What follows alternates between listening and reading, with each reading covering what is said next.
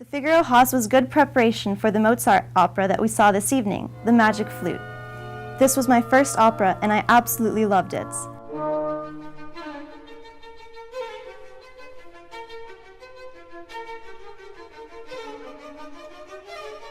The paintings of the curtains were so beautiful. The colors, they could have been right out of a Chagall painting. The Magic Flute was better than I imagined. The music, of course, was stunning. I really enjoyed the music.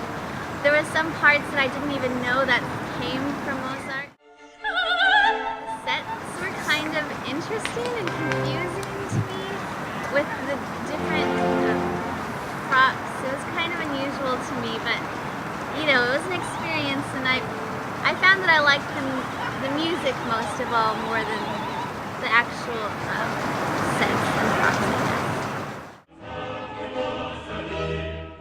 I thought it was wrong that it was so silent, with some of the greatest composers interred there, so I enjoyed some of their works from my MP3 player as I paid my respects.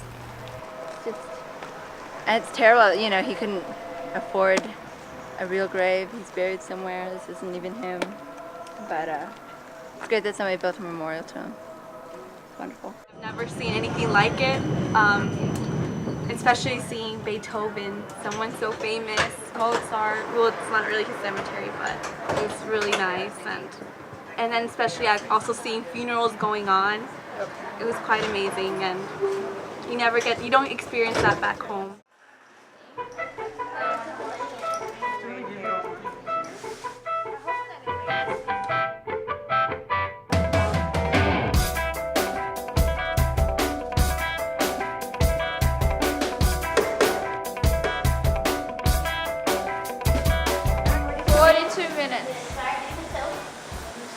Let's go get ice cream.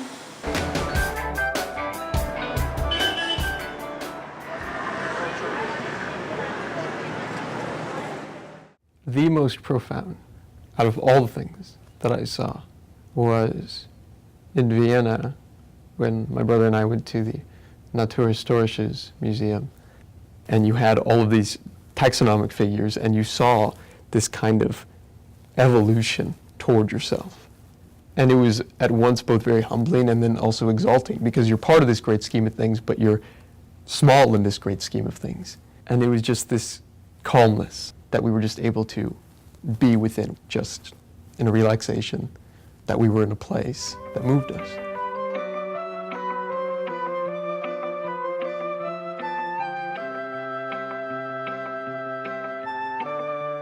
Stella gave a very informative presentation on tapestries.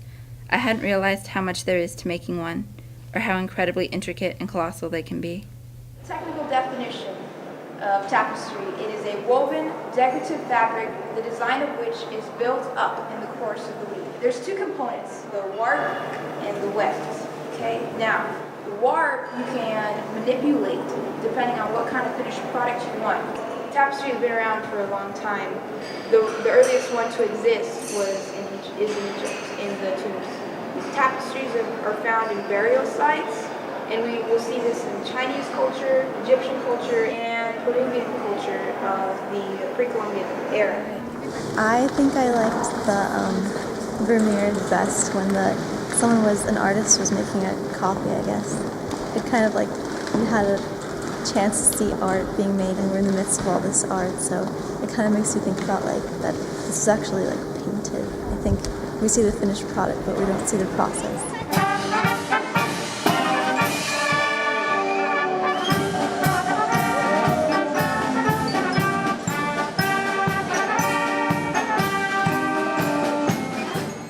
May 16th, 2008. This morning we visited Schönbrunn Palace. It was an impressive yellow building incorporating the Rococo and Neo-Rococo style. My favorite part was the garden, and in particular the roses. It wasn't even something that you could see, but just the information they gave you in that room, it's like, wow, this is where his career began. Yeah. I really like the bedroom and the bathroom, because it's like you're reliving the life of like a king, you know, and it's like you're investigating his life. It's so interesting. Yeah. Just the whole time I was walking through it, I was picturing myself as a little kid, what it would be like to be one of the Habsburg you get to see this beautiful house every day, and you kind of become numb to it. I was trying to think of what it would be like, the family aspect, not so much the beauty aspect. What I thought was interesting is that every room had its own purpose. Yeah. This room is for beauty. This Yeah. room is for study, and this room is for relaxing. And we're just used to just doing everything in one room. And you Yeah. kind of think that living in a house like this, they would be concerned with material things. In the pamphlet, it talked a lot about how he was a hard worker and he was devout to his wife. And also Maria Therese was a political woman, and she was very influential. And you didn't get the impression at all that they were very spoiled or kind of materialistic people. Especially because in one of the halls they had even portraits of middle class. It just seemed that they're very family oriented. So Well, you can tell And just religious. to have this within their family Yeah. for so many years. And then even coming out here, like after all of that. Oh, I know. Great. Imagine I having this in began your to backyard. discover this. Yeah. You don't even need to go live inside. You just live out here. And I can just imagine the parties here. I Like half know. a billion people. And I was thinking about that in the grand hall. all dressed up. The big dresses and the waltzes and the orchestra. It just makes you wonder like how they live their life. like daily. Yeah, like what did they do? They had a strong work ethic. Something actually to be admired. We went to visit the Schönbrunn Palace in Vienna. I remember talking among my friends about how devoted to the family that the Habsburgs seemed to be, their work ethic, getting up at 4 in the morning and working all day and not being concerned with materialistic things or not too much. They also explained that in the palace that Mary Teresa, she took over the political matters. She had such power, and I thought it was something that we could look up to. I had an impression and I made interpretations and I developed an image of her that I liked. But yesterday I discovered that she was anti-Semitic.